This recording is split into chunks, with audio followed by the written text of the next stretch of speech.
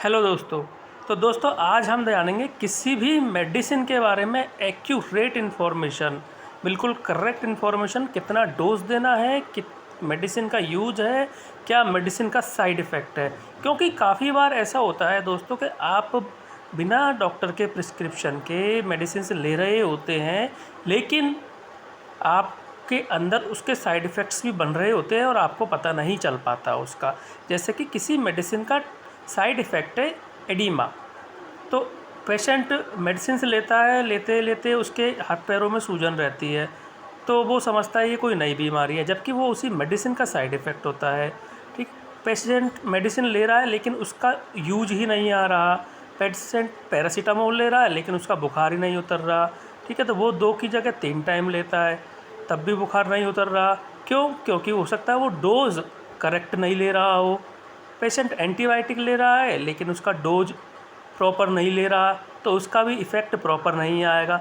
और यदि किसी एंटीबायोटिक का प्रॉपर इफ़ेक्ट नहीं आ रहा, तो कितनी मैक्सिमम उसकी स्ट्रेंथ हम बढ़ा सकते हैं, उसका क्या साइड इफ़ेक्ट हमें देखने को मिल सकता है, जिससे कि हम ये दिमाग में रखें कि हाँ, ये साइड इफ़ेक्ट इसका पॉसिबल है, तो ये आ सकता है। तो इस तरह से करेक्ट किस तरह से हम पता लगाएंगे, इसका आज पूरा A to Z इन्फॉर्मेशन हम देखते हैं। तो सबसे पहले इसके लिए हम India drug index Google play पे अपने डाउनलोड करेंगे और इस एप्लीकेशन को ओपन करेंगे। एप्लीकेशन को ओपन करने के बाद में इस एप्लीकेशन की कुछ खासियत है, जैसे कि इस एप्लीकेशन के थ्रू आप जो भी मेडिसिन्स मार्केट में चल रही है ब्रांड, उन ब्रांड्स का भी पता लगा सकते हैं, उनका प्राइस और कौन कौन सी मेडिसिन मिक्स आ रही है। मिक्स का मतलब जैसे कि पैरासीटामोल के साथ में जब भी कभी बुखार होता है तो बुखार के दर्द के साथ में हरारत होती है, तो उसके साथ में जो कंपनियां हैं, प्राइवेट कंपनियां, वो मिक्स मेडिसिन बनाती है। तो किस किस तरह के उसमें ब्रांड मिक्स करके आ रहे हैं। ठीक है, पैरासीटामोल के साथ में कोई सर्दी की, खांसी की, जुकाम की, इस तरह की भी दवाई आ रही है। तो जो मिक्स ब्रांड आते हैं वो भी यहाँ पर आते हैं, और किस कंपनी का आ रहा है वो भी इस एप्लीकेशन के थ्रू हमें पता लगेगा। ये मोस्ट रेपुटेड एप्लीकेशन है, तो बिल्कुल डॉक्टर्स के द्वारा बनाई हुई ये एप्लीकेशन है, काफ़ी अच्छी एप्लीकेशन है। तो आप देखो, we are a team of passionate doctors coders designer from Bangalore India. तो ये काफ़ी रेपुटेड टीम है और बहुत ही यहाँ पे ऑथेंटिक इन्फॉर्मेशंस होती है। तो चलिए देखते हैं यहाँ पे हमें कैसे मेडिसिन को सर्च करना होता है। देखिए, इसमें कैटेगरीज दी हुई है। जो लोग मेडिकल से रिलेटेड है, मेडिकल प्रोफेशनल है, उन लोगों को कैटेगरीज आती है सारी कि कौन सी मेडिसिन को हम क्या बोलते हैं। तो देखिए, एनाल्जेसिक्स दर्द निवारक, एंटी एलर्जिक जो कि एलर्जी में दी जाए, एंटी बैक्टीरियल बैक्टीरियल इन्फेक्शन में दी जाए, एंटी डायबिटिक डायबिटीज़ में दी जाए, एंटी गॉट जो गठिया होता है गॉट उसमें दी जाए, एंटी माइक्रोबायल माइक्रोब्स के डिसइंफेक्ट करने के लिए दी जाए, एंटी माइग्रेन माइग्रेन में दी जाए, एंटी नियोप्लास्टिक एंटी र्यूमेटिक्स र्यूमेटिक में दी जाए जो कि र्यूमेटिक इन्फेक्शंस में, एंटी सीरा इम्यूनोग्लोबिन्स इम्यूनिटी के बूस्टर्स के लिए और एंटी सीरा है ये, एंटी ट्यूबरकल जो कि टीबी में दी जाती है, एंटी वायरल ड्रग्स जो कि वायरल इन्फेक्शन जैसे कि हेपेटाइटिस, HIV और इसके अलावा हर्पीज, इस तरह की बीमारियों में दी जाए, एंटीडोट्स किसी भी मेडिसिन का एंटीडोट्स ये वो है। इसके अलावा complementary and alternative medicines, diagnostic and radiopharmaceutical agents. ठीक है, ये वो मेडिसिन है diagnostic and radiopharmaceutical agents जो कि जब रेडियोलॉजिकल डायग्नोस्टिक्स होते हैं तो वहाँ पे काम आती है। Drugs acting on autonomic nervous system, ये ब्रेन से रिलेटेड है। Drugs acting on cardiovascular system, जो हार्ट पे काम करेगी, ये कार्डियोवास्कुलर मेडिसिन है। सबके बारे में अंदर भी देखेंगे। वीडियो में बने रहिए, वीडियो काफ़ी लंबी बनेगी लेकिन आपके लिए काफ़ी इन्फॉर्मेटिव बनेगी। Drugs acting on central nervous system, central nervous system पे जो मेडिसिन काम करती है, तो ऊपर आया था ऑटोनॉमिक नर्वस सिस्टम, यहाँ आया सेंट्रल नर्वस सिस्टम। तो हम जब एनाटमी ऑफ ब्रेन या एनाटॉमी ऑफ नर्वस सिस्टम पढ़ते हैं तो हम उसको इसी तरह से डिवाइड करके देखते हैं। यदि आप इसकी एनाटमी को एक बार चेक करेंगे तो आप देखेंगे नर्वस सिस्टम 3 पार्टों में डिवाइड किया हुआ है, autonomic nervous system, central nervous system, peripheral nervous system. ठीक है, उसके बाद में देखिए drugs acting on gastro intestinal tract, यानी कि जो जीआई ट्रैक्ट होता है एब्डोमिन, वहाँ का जो मेडिसिन है वो ये है।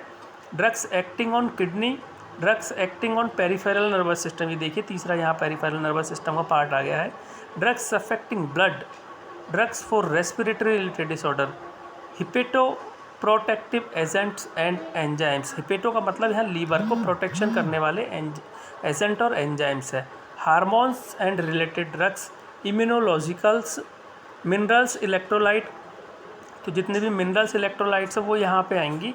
मिसलेनियस ड्रग्स, कुछ अदर ड्रग्स, ठीक है। इसके अलावा लास्ट में देखिए वैक्सीन्स और विटामिन्स और प्रोस्टाग्लैंडिन्स भी है यहाँ पे। तो ये सारी जो ड्रग्स की इन्होंने यहाँ पे कैटेगरीज़ को डिवाइड किया हुआ है, ठीक है। काफ़ी सारी कैटेगरीज़ दी हुई है, बहुत ही अच्छे तरीके से दी हुई है, ठीक है। ये देखिए ब्रांड भी यहाँ पे देखोगे तो आप सारे ब्रांड यहाँ पे इन्होंने maximum time to time update किए हुए हैं, ऐड किए हुए हैं। तो आप ब्रांड वाइज भी यदि सर्च करना चाहोगे तो आपको ब्रांड वाइज भी यहाँ पे मिल जाएगा, ठीक है। और यदि आप मॉलिक्यूल वाइज सर्च करना चाहते हो तो आपको यहाँ पर देखिए मॉलिक्यूल पे आप जब क्लिक करोगे तो आपको मॉलिक्यूल के नाम से भी यहाँ पर मेडिसिन मिल जाएगी। जैसे कि आपके पास सपोज करो पैरासीटामोल है, आपको नहीं पता पैरासीटामोल क्या काम आती है, तो आप क्या करोगे, यहाँ एब्रिविएशन के ए इस तरह से पी पे हमें जाना है, पैरासीटामोल पी पे, ठीक है। या फिर पैरासीटामोल के अलावा हम जो स्टार्टिंग में शुरू में है इसी को देख लेते हैं। जैसे कि हमारे पास कोई भी नई मेडिसिन आ गई, ठीक है, हमारे स्टॉक में कोई भी नई मेडिसिन आ गई, जैसे कि उस मेडिसिन का नाम है एस्पिरिन। एस्पिरिन हमारे पास सप्लाई में आई हुई है, हमें चेक करना है एस्पिरिन क्या है, कैसे यूज करते हैं। तो एस्पिरिन पे हमने यहाँ क्लिक किया, एस्पिरिन पे क्लिक करने के बाद में इसका यहाँ पूरा डिटेल आ गया। डिटेल को हमें यहाँ से पूरा इसका डिटेल हम चेक कर सकते हैं। Aspirin is a non steroid inflammatory drug NSAID indicated for the temporary relief of headache, pain, fever caused by cold, muscle ache and pains, menstrual pain, tooth pain, minor ache and pain of arthritis. तो यहाँ इन्होंने लिख दिया कि aspirin एक NSAID category की drug है जो कि हेडेक, पेन, फीवर को दूर करने के काम आती है, जो कि किससे होता है, कोल्ड से या मसल एक से, मसल का दर्द करने से, पेन दर्द करने से, मेंस्ट्रुअल पेन हो, टूथ पेन हो, माइनर एक छोटे मोटे पेन हो, या आर्थराइटिस का दर्द हो, तो इस तरह की ये दर्द को दूर करने के लिए एस्पिरिन यूज में आता है, ठीक है। तो ये तो इसका हो गया एक बेस इन्फॉर्मेशन, ठीक है जी। आगे चलते हैं, अब हम देखते हैं जी adult dose, pediatric dose, dosages adjustment. यहाँ सारा अलग अलग लिखा हुआ है बिल्कुल। तो जनरली एडल्ट में ही यूज़ करते हैं एस्पिरिन को, तो एडल्ट डोज में हमने चेक किया कि इसका डोजिंग कितना हमें रखना होता है। तो डोजिंग के लिए हमने क्या किया, डोजिंग इन्फॉर्मेशन देखिए, यदि पेशेंट बोलता है एनाल्जेसिया एंड फीवर, ठीक है, दर्द है, बुखार है और थोड़ा सा दर्द है, ठीक है, तो क्या करना है, 325 mg to 1 gram every 4 to 6 hour as needed, ठीक है। तो यहाँ पे इन्होंने एडल्ट में 325 mg से 1 ग्राम का डोज हर 4 से 6 घंटे में यूजली प्रोवाइड करना है, ठीक है। तो अब देखिए थोड़ा सा कन्फ्यूजन यहाँ पे कैसे दूर करेंगे कि भाई ये इसको कैसे हम प्रॉपर दें। तो आप इसके ब्रांड पे क्लिक कीजिए, इसी एस्पिरिन के ब्रांड पे आप क्लिक कीजिए, ठीक है, इकोस्प्रिन, ठीक है, इकोस्प्रिन पे आप क्लिक कीजिए। इकोस्प्रिन पे आपको क्लिक करने के बाद में आप देखोगे कि यहाँ पे इनकी जो टैबलेट है वो किस किस स्ट्रेंथ में आ रही है, 150, 325, 75, 650, 20 और 150 mg, ठीक है। ये स्ट्रेंथ में अवेलेबल है ये मार्केट में, ठीक है। तो इन्हीं में से जो स्ट्रेंथ होती है वो अक्सर सेट की हुई रहती है, तो इन्हीं को 2 टाइम या 3 टाइम इनमें से सेलेक्ट करके और इन्हीं को BD या TDS दे दिया जाता है, 2 टाइम या 3 टाइम दे दिया जाता है, ठीक है। इसके अलावा अब देखिए यदि हम इसका कॉम्बिनेशन का बात करें कि इकोस्प्रिन जिन पेशेंटों के चलती है, एस्पिरिन जिनके चलती है, क्या उसके अलावा ये कोई ऐसा बीमारी है जिसमें ये साथ में चलती है। तो यहाँ हमने देखो कॉम्बिनेशन पे क्लिक किया, अब कॉम्बिनेशन पे हमने क्लिक करके यहाँ देखा कि ये जो चलती है वो रोजुवास्टाटिन प्लस क्लोपिडोजिराल प्लस एस्पिरिन। ठीक है, ये 3 मेडिसिन से एक साथ, ये जो 3 कंटेंट है वो एक साथ कॉम्बिनेशन में मार्केट में अवेलेबल है। तो इसका मतलब ये उन बीमारियों में चलती है जहाँ पर ये बीमारियाँ कॉमन हो, जिसमें रोजुवेस्टाटिन, क्लोपिडोग्रिल और एस्पिरिन तीनों एक साथ चलेगी। ये उन बीमारियों में कॉमनली चलती है। ठीक है, जैसे कि हमने यहाँ क्लिक किया, इसी पे हम क्लिक करके हम आगे बढ़ सकते हैं। जैसे कि एक ये मेडिसिन आ गई रोज़ा गोल्ड। रोज़ा गोल्ड में एस्पिरिन, रोजुवेस्टाटिन और क्लोपिडोग्रिल आ रहा है। ठीक है, तो अभी देखिए कि एस्पिरिन का तो हमने देखा कि पेन किलर है। ठीक है, एनाल्जेसिक का भी काम करता है। जब हमने यहाँ देखा कि रोजुवेस्टाटिन क्या काम आता है, तो यहाँ हमने क्लिक किया उसी पे, तो यहाँ देखिए ये आर्थरियोस्क्लेरोटिक मतलब कार्डियोवास्कुलर डिजीज़ में ये काम में आता है। जो एथरियोस्क्लेरोटिक डिजीज़ होती है, जिनमें जो आर्टरीज़ होती है उनके अंदर स्क्लेरा जम जाता है, उस बीमारियों में ये कार्डियोवास्कुलर बीमारियों में ये काम आता है। For the reduction of elevated blood cholesterol level, जिन मरीजों का कोलेस्ट्रॉल जो होता है ब्लड का वो बढ़ जाता है, उनका कोलेस्ट्रॉल कम करने के लिए ये काम में आती है। ठीक है, कोलेस्ट्रॉल एलडीएल मतलब कि जो लो डेंसिटी का लिपिड होता है कोलेस्ट्रॉल, वो जब बढ़ जाता है तो उन पेशेंटों में काम में आती है। तो इससे हमें एक आइडिया पता लग गया कि ये कार्डियक पेशेंटों में चलती है। ठीक है, तो एस्पिरिन, रोजुवेस्टाटिन और एक यहाँ चेक कर लेते हैं तीसरा जो कॉम्बिनेशन इसका आ रहा है क्लोपिडोग्रिल। क्लोपिडोग्रिल पे क्लिक करके हमने देखा इसका कि acute coronary syndrome to reduce rate of MI.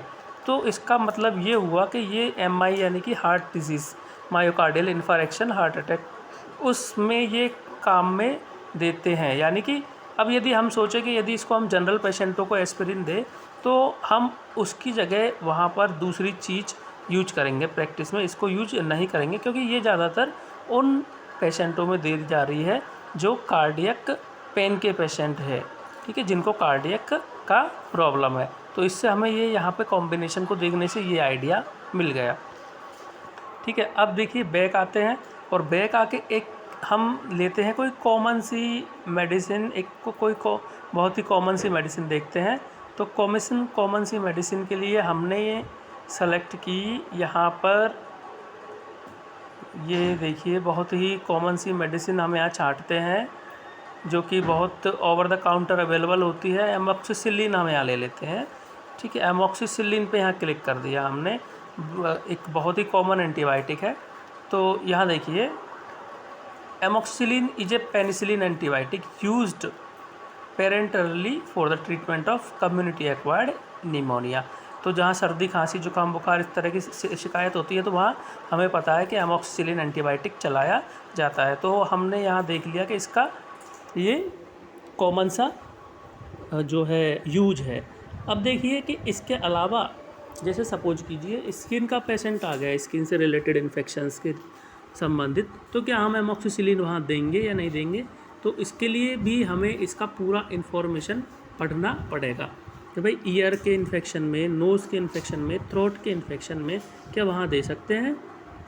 तो देखिए नीचे जब आप इसको चेक करेंगे तो नीचे यहाँ पे इसका पूरा इन्फॉर्मेशन लिखा रहता है कि ear, nose, throat, pharyngitis, tonsillitis, otitis media, genito urinary tract infection, helicobacteria pylori eradication, skin soft tissue के इन्फेक्शन, यहाँ पर इसको यूज कर सकते हैं।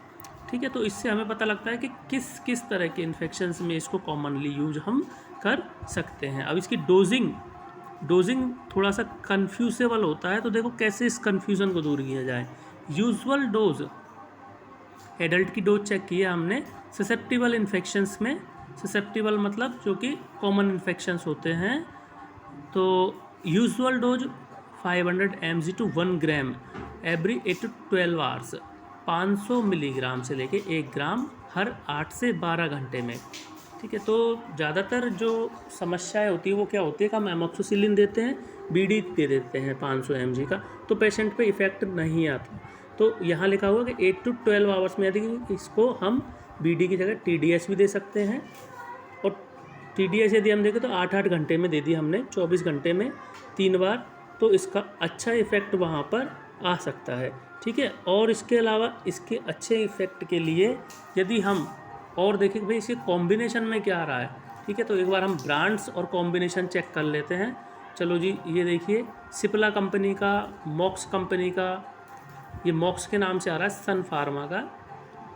चलो, ये कैप्सूल ड्रॉप्स इंजेक्शन सारी फॉर्म्स इन्होंने यहाँ लिख के दे दी कि कौन सा ब्रांड क्या क्या चीज़ें इसके लिए बना रहा है। ये देखिए कैप्सूल बना रहे हैं 250 mg का, 500 mg का, 15 कैप्सूल का पत्ता 36 रुपये का। ठीक है, तो यहाँ से हम रेट का आइडिया, प्राइस का आइडिया भी लेके उसी कंपनी का भी पेशेंट को बता सकते हैं या ले सकते हैं मार्केट से कि भाई इस कंपनी का सही रेट में आ रहा है, इसी कंपनी का लिया जाए। इंजेक्शन, टैबलेट, सारी चीज़ों में यहाँ पर सारी चीज़ों में क्लियर कट लिखा होता है। ठीक है, ब्रांड्स से हम आते हैं वापस। तो जिस भी ब्रांड का आपको पसंद है, रेट पता करना है तो वहाँ से आप इसका रेट देख सकते हैं कि भाई सिप्ला का, जैसे देखिए सिप्ला का देखिए कैप्सूल 500 mg का 61 रुपये की स्ट्रिप, 6 पीस की। ठीक है, तो इस तरह से हम इसका प्राइसिंग इसका पता करके और हम अपने मनपसंद कंपनी का यहाँ से ले सकते हैं। ठीक है, अब चेक करते हैं कि इसका कॉम्बिनेशन पे क्लिक किया तो यहाँ हमने देखा मोस्ट पॉपुलर शॉट के नाम से इन्होंने शॉट किया हुआ है जो सबसे ज़्यादा चलती है। तो सिप्ला कंपनी का नोवामॉक्स LB, उसमें क्या साल्ट आ रहे हैं, एमॉक्सिसिलिन के साथ में लैक्टोबैसिलस। अब हम थोड़ा सा यहाँ पर ये चेक करेंगे कि एमॉक्सिसिलिन के साथ में यदि लैक्टोबैसिलस ऐड किया गया है तो कंपनी ने क्यों ऐड किया, क्या कोई स्पेसिफिक पेशेंट बीमारी लेके आता है जिसमें इनको ये मेडिसिन दी जा सके कॉम्बिनेशन वाली। तो हम लैक्टोबैसिलस पे क्लिक करके और लैक्टोबैसिलस का इन्फॉर्मेशन चेक करते हैं। तो lactobacillus is a probiotic bacterium used to reestablish the normal colour और इंटेस्टाइनल फ्लोरा। तो जिन पेशेंटों में दस्त की शिकायत आती है उन पेशेंटों के लिए ये इफ़ेक्टिव हो सकता है, क्योंकि जब पेशेंट को डायरिया की कंप्लेंट आती है तब हम उसको लैक्टोबैसिलस देते हैं और एक एंटीबायोटिक साथ में कोई भी प्रोवाइड करते हैं। तो ये वहाँ पर यूजफुल हो सकता है कि एमॉक्सिसिलिन और लैक्टोबैसिलस का कॉम्बिनेशन हमने यहाँ दे दिया नोवामैक्स का। ठीक है, अब देखते हैं और इसका कॉम्बिनेशन, जैसे कि इसका जो अनदर कॉम्बिनेशन है, ये देखिए सन फार्मा का पेंटोसिड HP, बहुत ही अच्छा कॉम्बिनेशन यहाँ दिया है इन्होंने। इसमें इन्होंने 3 चीज़ें ऐड कर दी, पेंटाप्राजोल एंटासिड देने का हेडेक ख़त्म, ठीक है, क्लैरिथ्रोमाइसिन एक एंटीबायोटिक और साथ में इसी में ऐड कर दिया, यदि एक एंटीबायोटिक रजिस्ट हो तो इसी में यहाँ ऐड कर दिया, और एमॉक्सिसिलिन 2 एंटीबायोटिक ऐड कर दिया और एंटासिड ऐड कर दिया। तो पेशेंट के लिए क्या हुआ है, जो सुबह शाम एंटासिड लेने का वो था वो ख़त्म। ठीक है, थोड़ा कॉस्टली पड़ा ये 168 रुपये का 6 पीस का स्ट्रिप। ठीक है, तो ये तो आपको ये तो नॉर्मली पता ही होता है कि क्या क्या ये कंपोनेंट्स हैं। इसी तरह से देखो और इसका कॉम्बिनेशन एमॉक्सिसिलिन क्लोक्सासिलिन, ठीक है, 2 एंटीबायोटिक्स मिक्स कर दिए, एमॉक्सिसिलिन क्लेवोनिक एसिड लैक्टोबैसिलस, यहाँ और ज़्यादा इफेक्ट के लिए क्लेवोनिक एसिड मिक्स कर दिया है। ठीक है, इस तरह से हम सारी चीज़ों को, यहाँ पे काफ़ी सारे कॉम्बिनेशंस मार्केट में रिसर्च के अकॉर्डिंग अवेलेबल होते हैं, तो वो हमें पता लगता रहता है कि जैसे कोई पेशेंट, अब देखिए यहाँ एक DWD का मॉक्स ब्रो करके आपको कंपनी दिख रहा है। ठीक है, तो इसमें एमॉक्सिसिलिन प्लस ब्रोमहेक्सिन है। चलिए चेक करते हैं कि एमॉक्सिसिलिन के साथ में ब्रोमहेक्सिन यदि जोड़ा गया तो किन पेशेंटों के लिए ये इफ़ेक्टिव होगा। तो bromhexine is a expectorant and mucolytic agent for the treatment of bronchopulmonary disease or condition associated with abnormal mucus secretions and clearance। तो ब्रोमैक्सिन जो है वो म्यूकोलाइटिक है, म्यूकस को गलाने वाला एजेंट है जो कि ब्रोंकोपल्मोनरी डिजीज़ में ट्रीटमेंट में काम आता है। ठीक है, तो अब यदि कोई पेशेंट ऐसा आ रहा है जिसको खांसी की शिकायत है और बलगम उसके अंदर जमा हुआ है म्यूकस, तो उसके बलगम को पिघलाने के लिए ब्रोमहेक्सिन हम उसे जब देते हैं कफ सिरप के फॉर्म में, तो वहाँ हमें वो नहीं देना, बस सिर्फ हमें ये जो कॉम्बिनेशन वाली मेडिसिन अवेलेबल है मॉक्सब्रो वो दे देना है, इसी से पेशेंट का काम चल जाएगा, क्योंकि इसमें इन्होंने म्यूकोलाइटिक ऐड कर दिया, रेमोक्सी भी ऐड कर दिया। ठीक है, तो इस तरह से ये कॉम्बिनेशन वाला जो है वो सिस्टम यहाँ पे काम आता है इस एप्लीकेशन के थ्रू। ठीक है, चलिए अब हम वापस से आ जाते हैं अपनी कैटेगरीज वाले सेक्शन पे वापस। तो दोस्तों वीडियो थोड़ा सा लेंदी है लेकिन काफ़ी इन्फॉर्मेटिव है, आप चैनल को सब्सक्राइब ज़रूर करें जिससे कि हम इस तरह की इन्फॉर्मेटिव वीडियोस आपको प्रोवाइड करते रहें। चलिए अब आगे बढ़ते हैं। देखिए एनाल्जेसिक कैटेगरी, अब हमें ये चेक करना है कि हमें सिर्फ हो सकता है 1 या 2 मेडिसिन या 3 मेडिसिन या 3 केमिकल्स पता हो एनाल्जेसिक्स के अंदर, जैसे कि आइबुप्रोफेन पता हो हमें, डाइक्लोफेनिक पता हो हमें, ठीक है, पैरासीटामोल पता हो हमें, तो नींबू स्लाइड पता हो हमें, मेफेमेनिक एसिड पता हो हमें। तो उसके अलावा भी हम यदि देखना चाहते हो कि भाई और भी क्या एनाल्जेसिक्स मार्केट में अवेलेबल है, नए आए हैं या चल रहे हैं, तो उसके लिए हम कैटेगरी पे एनाल्जेसिक्स पे क्लिक करेंगे। अब देखिए यहाँ पे सारी एनाल्जेसिक्स डाली हुई है, एजुलेमिक एसिड, केनावाइडोल, केनाबिस, नाबिलोन। ठीक है, इस तरह से आप देख सकते हो कि काफ़ी सारी एनाल्जेसिक्स यहाँ पे कैटेगरी वाइज, यहाँ पे भी अंदर भी यहाँ कैटेगरीज उन्होंने डिवाइड की हुई है। ठीक है, कैटेगरीज डिवाइड करने के बाद में जैसे हमने सपोज कीजिए किसी भी कैटेगरी को ओपन किया, तो ये यहाँ पर बहुत रेयर है क्योंकि इसके ब्रांड्स में ये अवेलेबल नहीं है। तो एजुलेमिक एसिड बहुत रेयर यूज में होता है, इससे हमें यहाँ ये पता लग गया। अब हमने दूसरी कैटेगरी पे क्लिक किया केनाबिडियोल पे, तो यहाँ पे देखिए सीजर्स में यूज़ में ली जाती है ये, ब्रांड्स में हमने देखा तो कोई भी कंपनी इसको यूजुअली नहीं बनाती, तो इसका मतलब ये बहुत कम यूज में आता है, नहीं यूज में आता है ये कॉमनली। ठीक है, हमने देखा कैनाबिस कौन सा ब्रांड बना रहा है, कोई भी नहीं बना रहा है, तो ये भी मतलब यूज में नहीं आता है। ठीक है, लेकिन ये अवेलेबल है, इन केमिकल्स की खोज हो चुकी है एक उसके रूप में। ठीक है, तो सबसे ज़्यादा एनाल्जेसिक्स जो चलते हैं वो NSAID चलता है, non steroidal anti inflammatory drugs जिसे बोला जाता है। Analgesics antipyretics with poor anti inflammatory actions, first वाला हम देखते हैं, चेक करते हैं। तो फर्स्ट पे यहाँ हमने किया क्लिक, बेंजोक्साक्सजोसिन यहाँ क्लिक किया, नीफोपाम। ठीक है, ये भी थोड़ा सा रेयर है, बहुत कम यूज में आता है। चलिए और देखते हैं, other anti inflammatory and anti rheumatic agent पे क्लिक किया, तो यहाँ देखिए इसके अंदर काफ़ी सारे ये एजेंट्स, ये केमिकल्स आ गए। ठीक है, अब देखिए और प्रीफेरेंशियल COX-2 इनहिबिटर्स हमने चेक किया, तो देखिए एसिक्लोफेनेक बहुत कॉमनली चलाते हैं, डाइक्लोफेनेक बहुत कॉमनली चलाते हैं, डाइक्लोफेनेक सिस्टेमेटिक ये भी बहुत कॉमनली चलने वाला, नींबू स्लाइड ये भी बहुत कॉमनली चलने वाला है। तो ये हमने देखा कि ये जो है वो कैटेगरी COX-2 कैटेगरी की प्रेफरेंशियल कैटेगरी के अंदर आता है। ठीक है, सेलेक्टिव COX-2 इनहिबिटर्स में हमने चेक किया तो यहाँ पर भी ये मेडिसिन्स आ गई। ठीक है, नॉन सेलेक्टिव COX इनहिबिटर्स हमने चेक किया तो उसके अंदर ये मेडिसिन्स आ गई।